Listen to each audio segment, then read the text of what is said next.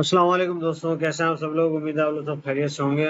आज की जो टेक्स्ट की वीडियो का जो टॉपिक है वो ये है कि हम मैन्युफैक्चरिंग कंसर्न कंपनीज के पास एक रेगुलर की बेसिस पे एक नोटिस आते हैं जिसका नाम होता है सेल्स की विदहोल्डिंग के ऊपर।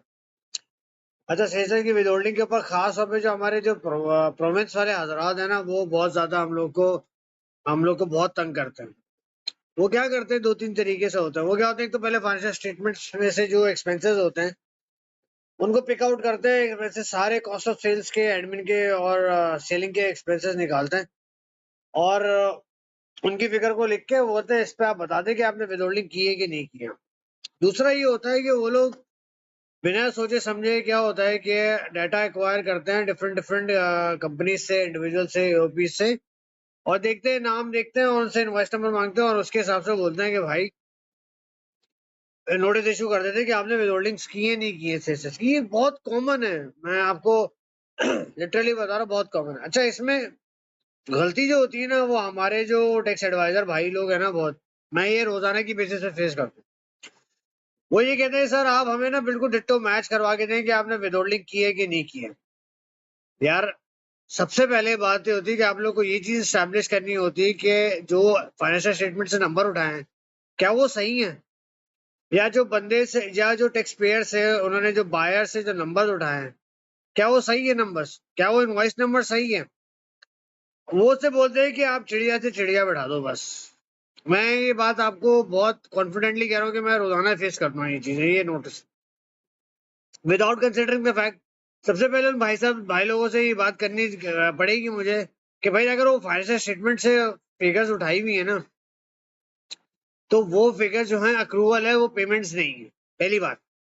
दूसरी बात है कि फाइनेंस एक्ट 2025 तक जो होता है ना, सेकंड शेड्यूल प्रिवेलिंग था, तो आपको ये भी देखना पड़ता है कि टैक्स ईयर कौन सा चल रहा था उस जिसका नोटिस आया। वो तो 2025 के बाद उन्होंने सारी सर्विसेज को टैक्सेबल में लेके गया ना, प्रोविजनल सेल्स टैक्स करना। उससे पहले तो वही सेकंड शेड्यूल था। दूसरी बात हो गई। तीसरी बात हो गई कि जो डाटा उन्होंने दिया है क्या वो रिलायबल है। मैं आपको ऐसा डाटा भी बता सकता हूँ कि मेरे पास नोटिस आया, मैंने उसकी जब उसको इन्वेस्टिगेट किया तो पता लगा पीआरए वालों ने डाटा उठवाया, डाटा पिक किया एक ऐसे टैक्स पेयर का जो सिंध में भी रजिस्टर्ड है और पीआरए में भी रजिस्टर्ड है, और उन्होंने बोला भाई आपने इस पे विदहोल्डिंग की नहीं की, उसने डाटा दे दिया। भाई उस डाटा के अगेंस्ट में वो रिटर्न भी डाल सकता है, उस अगेंस्ट के वो पीआरए का एसआरबी की सर्विसेज भी हो सकती है।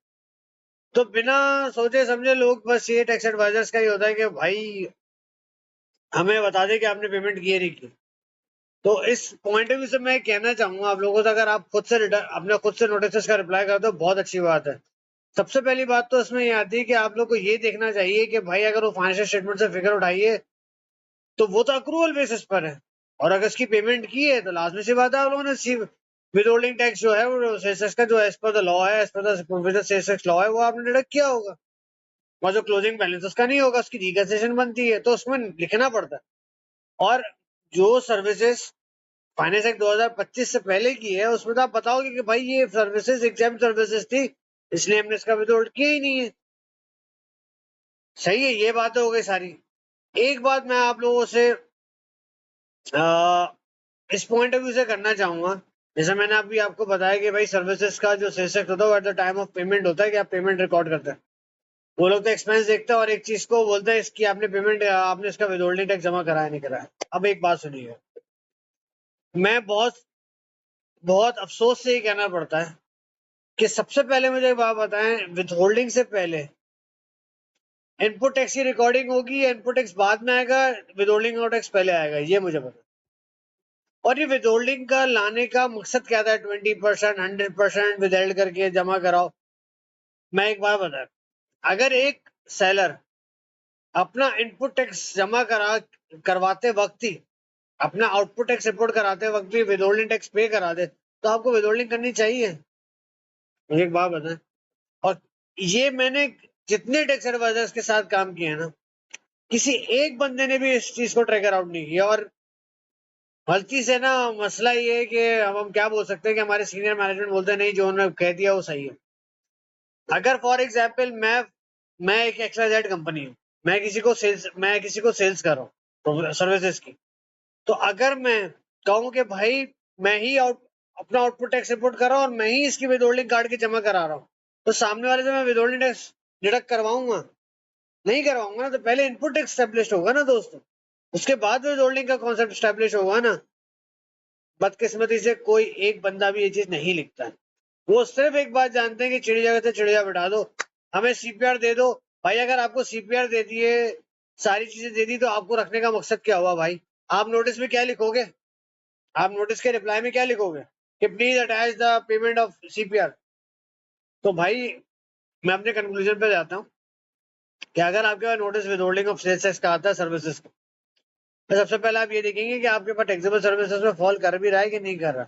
दूसरा है कि वो उसकी पेमेंट हुई भी नहीं है, एफएस के फिगर अक्रूवल बेसिस पर। तीसरी बात ये होती है कि अगर उन्होंने डाटा किसी बायर से उठाया तो क्या वो बायर का डाटा रिलायबल है कि नहीं। आप यकीन नहीं माने, मैंने ऐसे नोटिस देखे जिसमें इनवॉइस नंबर नजर आ रहा है नल, क्रेडिट नोट को उसने डाला हुआ है। तो ये कुछ मिसहैप्स हैं जो मैं ये कहता हूँ कि आप सबको देखने चाहिए भाई। अगर आपका कोई फीडबैक है इसमें तो प्लीज मुझे बताइएगा सेसेस की विदहोल्डिंग के पॉइंट ऑफ व्यू से, ताकि मैं भी अपने आप को करेक्ट कर सकूं।